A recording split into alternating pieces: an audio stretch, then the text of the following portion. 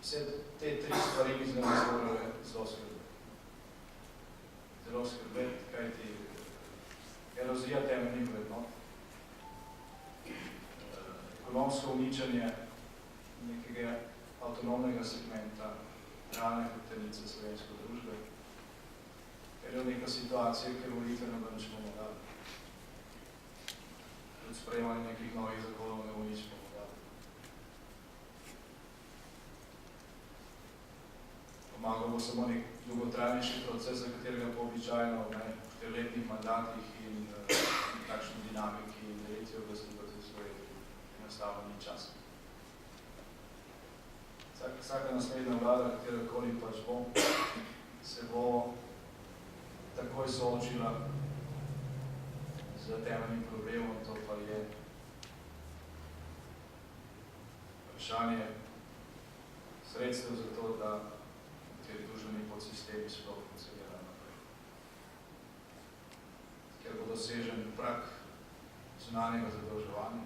Leta 2008 je bil državni dolg Slovenije 6 milijard, danes je skoraj 13 milijard, oziroma v nekaterih izračunih 13 milijard in pol evrov. V 2 letih in pol se je Slovence bolj zadolžilo kot prej v 100 letih, ker tisti državni dolg leta 2008 se bo še dolg kraljevine Srbije, ki se je podedoval, pač ni bilo veliko, še vedno je bilo v našem državnem dolgu.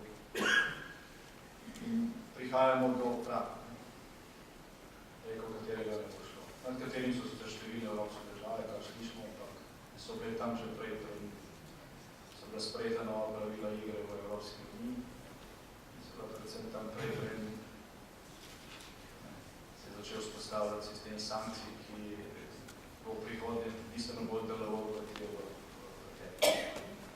Slovenija majhna ekonomija, recimo kot Italija, pa Španija. Razprava o tem, ali in kakšna Slovenija 2.0 bo tudi razprava o času. V Sloveniji 2.0 po mojem prišlo, prej ali slej. Nobena družba se, še posebej v nekem širšem okolju, v katerem živimo tudi mi, ne more razvijati tako nasprotno od nekih temeljnih postulatov tega, kaj je prav in kaj je. Pride do kraha. Vedno pride do kraha. In ta razvoj seveda ni slučajen. Danes, če pogledamo samo enega segmentov, ki ilustrira, pa so kar, mislim, da smo si trije govorili, recimo imenovanje na ključne funkcije v Sloveniji.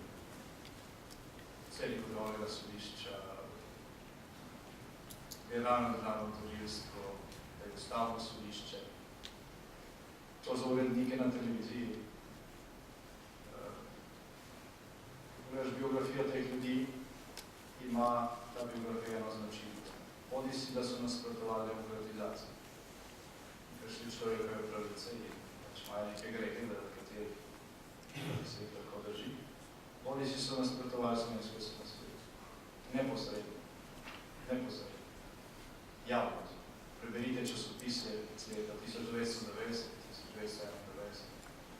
Našli boste vse ta imena. So nekoga, ki je pisal, kako se Slovenija ne sme osamosvojiti, ker kateri liki bodo pa naši športni klubi nastopali. Lepo vas prosim.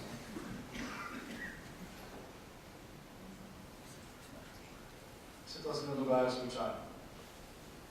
Vse to se ne dogaja slučajno in gre tako v temelju v napačno smer, da bo enkrat postalo jasno, da smo zašli. Ni vedno tako enostavno se bo v tem vrniti nazaj. Ali pa izbrati pravo smer. Veliko ljudi je zašlo in so to tudi spoznali, a mi so nikoli pa šli nazaj. Ali pa je ga cena zelo velika. Zato je čas tudi za pomembna dimenzija. In ko razpravljamo o Sloveniji 2.0, mislim, da je treba razpravljati o cilju. Kajti, ko se začne razprava o cilju, se začne tudi iskanje poti do tega cilja. In ne smemo se ustrašiti očitkov, češ, saj to je povsem nerealno, se to se pa nikoli ne bo zgodilo, pa se to se pa ne da dobiti na 50%, ali pa se to je nemogoče. Te razprave izven časa in prostora, izven tega, kar se pa danes potrebuje.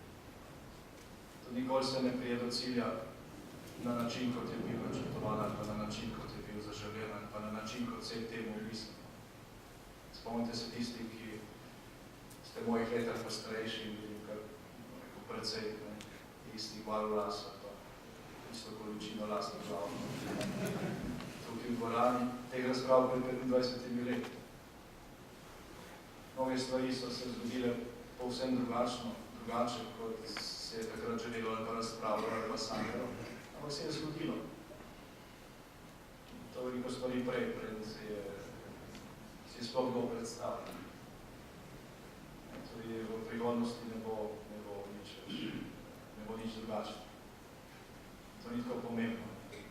Pomembne so te etične osnove stvari. Pomembni so cilji, pomembna je razprava, kajti šele, ko se ta razprava se začne zbirati energija, ki je potrebna za to, da se cilj dosega. Z tega vidika se še enkrat zahvala Inštitutu Jožeta Pučnika, ker je ne prvič, ampak že nekajkrat v tem zadnjem času, ko se ta potreba zelo jasno nakazuje, začel in prvo prostor za to razpravo. In, če hočete, za zaključek, kaj jaz mislim, da je moral biti cilj. Cilj Slovenije 2.0 je, po mojem mnenju, oblikovati dom za svobodo in pravičnost. Dom za svobodo in pravičnost. In Slovenija 2.0, takšno kot bi jo absolutna večina Slovenk in Slovencev in državljank in državljanov sprejela, je lahko samo Slovenija, kjer pravila velja za vse enako. Bomo to vzpostavili, bo se ostalo prišlo samo.